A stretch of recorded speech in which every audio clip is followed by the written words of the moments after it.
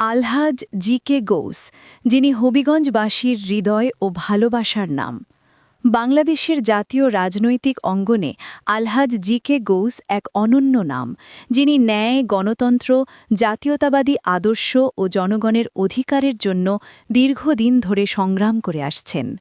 হবিগঞ্জ ৩ আসনের বিএনপি প্রার্থী ও দলের সাংগঠনিক সম্পাদক হিসেবে তিনি সবসময় সততা, সাহস এবং ত্যাগের অনুকরণীয় দৃষ্টান্ত স্থাপন করেছেন।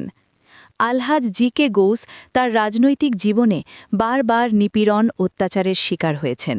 মিথ্যা মামলায় কারাবন্দী থাকাকালে সন্ত্রাসী হামলার শিকার হয়েছেন। ছুরিকাঘাতে মারাত্মক আহত হয়েছেন। বিনা অপরাধে কারাবরণ, মামলা হামলায় জর্জরিত অবস্থায়ও তিনি জনগণের আস্থা কখনো হারাননি।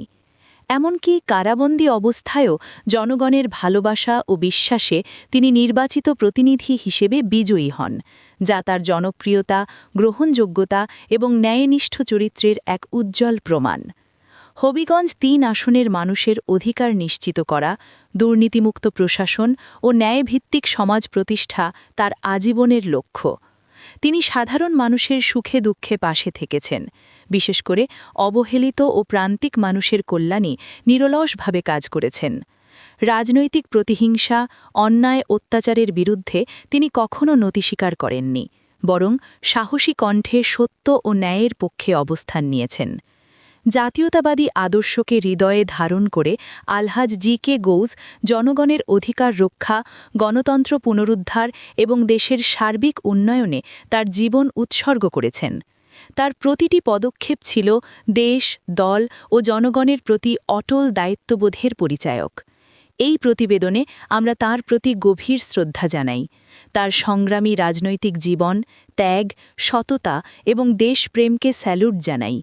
জনগণের অধিকার ও ন্যায়ের জন্য তার নিরন্তর লড়াই ভবিষ্যৎ প্রজন্মকে অনুপ্রাণিত করবে, এটাই আমাদের প্রত্যাশা। আলহাজ জি.কে. গৌস ন্যায়, আদর্শ ও জনগণের বিশ্বাসের প্রতীক।